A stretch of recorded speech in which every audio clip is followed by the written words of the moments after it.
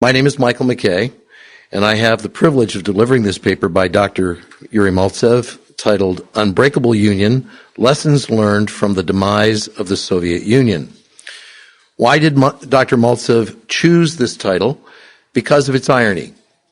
The opening lines of the state anthem of the USSR went as such: an unbreakable union of free republics, great Rus, as united forever.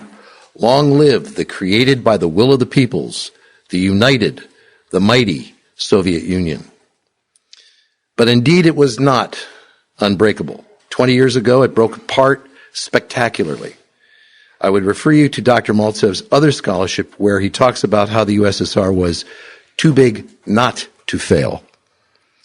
In those lectures, Dr. Maltsev outlines how the USSR had 1/6 of the landmass of the entire planet, covered 11 time zones, was blessed with vast and abundant natural resources, yet failed. In this lecture, Dr. Maltsev asks, why are all of these empires, which look so formidable and insurmountable, even eternal, so fragile? Indeed, how fragile all empires have been and are yet today. There are many lessons the world can learn from this. Here are some of the lessons that the wreckage of the Soviet Union leaves us to learn, ponder, and appreciate. Lesson number 1, real property rights matter. Please note the word real. There are many ways to trick people about property rights. But before we examine these tricks, let us remember that true property rights means that I can acquire, use, develop, profit from, and dispose of my property as I see fit. But socialists have learned that they can creep up on people. The tragedy of the Bolshevik Revolution of 1917 was not an isolated event in Russian history. The beginning of the 20th century was marked by encroaching socialism through the increasing of regulations as well as social and ethnic engineering. The huge bureaucratic regulatory state created by the government of Nicholas II in Russia was the direct predecessor of socialism. The First World War led to further militarization and centralization of Russia.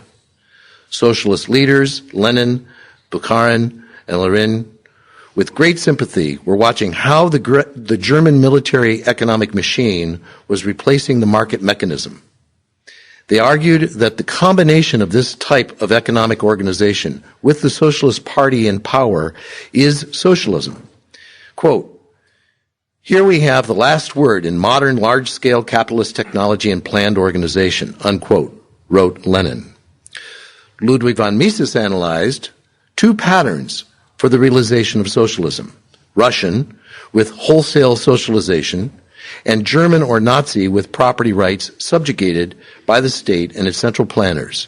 In summary, the fascist economic model is related to property rights in the following ways: incrementally regulated and restricted, which is gradual confiscation; arbitrarily imposed to apply to one class or group and not another; total state control of private property, and the creation of a new type of property right holder, the bureaucrat. It was and still is common in academia to identify the communists as the left and the Nazis as the extreme right, as if they stood at opposite ends of the ideological spectrum. These definitions were first coined by Stalin himself at the 7th Congress of the Communist International in 1935. To put these regimes in their true perspective, we should point out that there are varying versions of the same socialist ideology.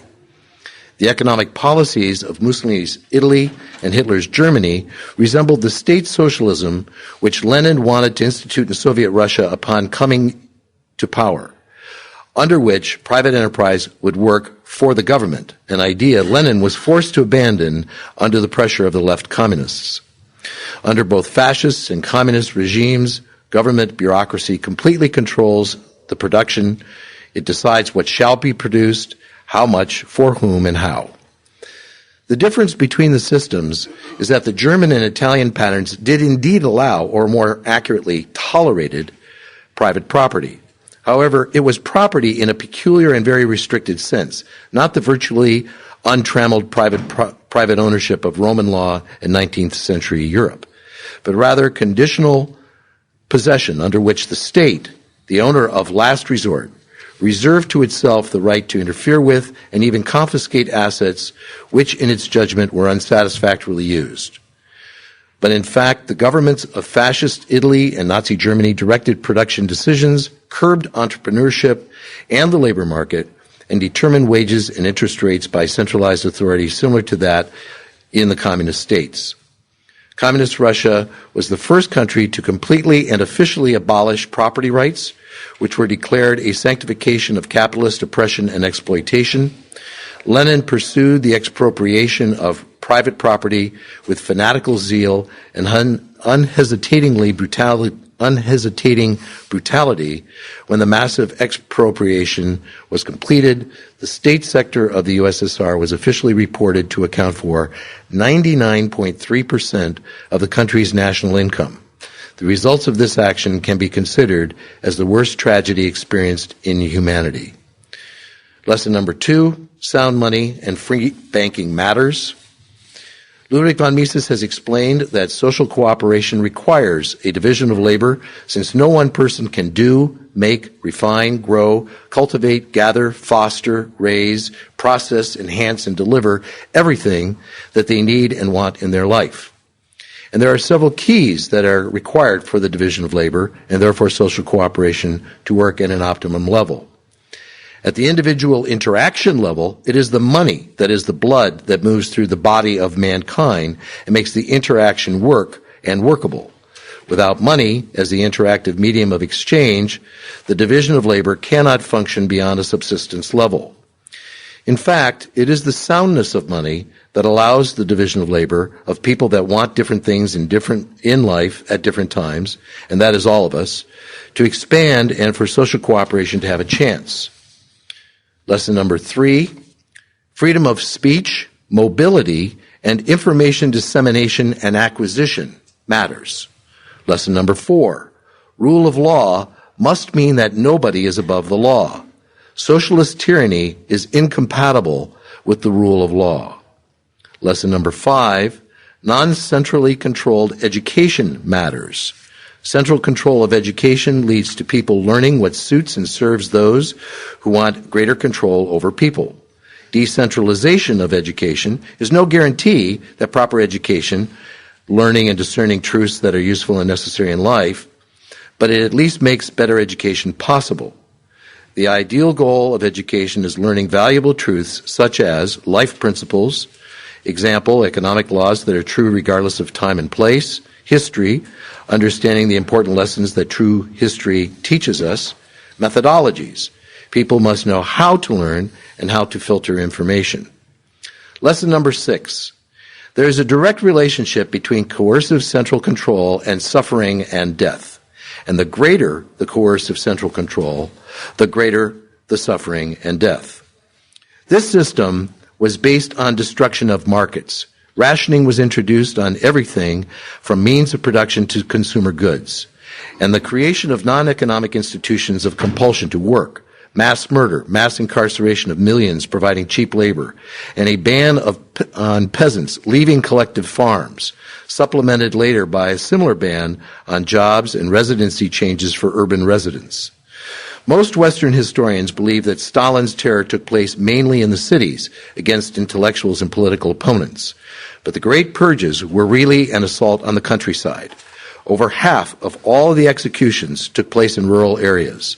The liquidation of the kulaks, which were the large landholders, ended up in tens of millions of them deported to Siberia, where most of them died. In Ukraine alone, Stalin starved to death over 7 million peasants. Bloodthirsty communist leaders ended up deporting women, children, and crippled people who were no threat to the government. Often authorities had a different agenda, like clearing out people they might have to feed. What else have we learned?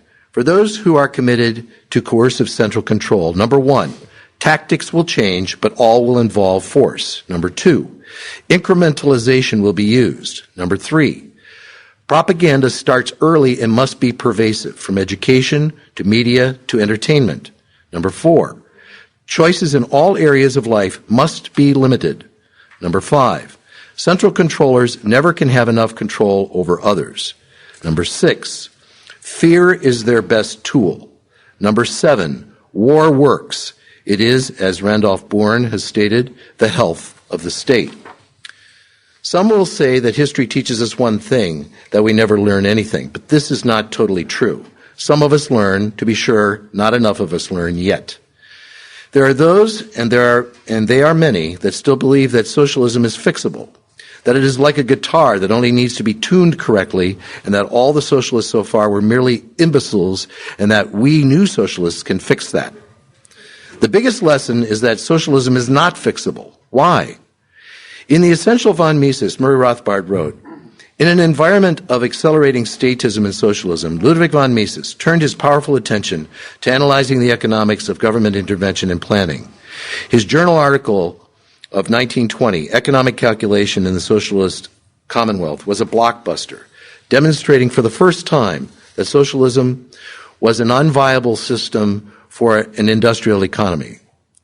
For Mises showed that a socialist economy, totally deprived of free market price system, could not rationally calculate costs or allocate factors of production efficiently to their most needed tasks. Social cooperation requires the division of labor, as Mises tells us. This, in turn, is built on the bedrock of private property, sound money, rule of law, and the other integrated principles of peace, prosperity, and freedom. The linkage between human effort and the resulting product, the well-being must be secure and stable for economic activity to flourish. I want to reread that. The linkage between human effort, the resulting product, and well-being must be secure and stable for economic activity to flourish.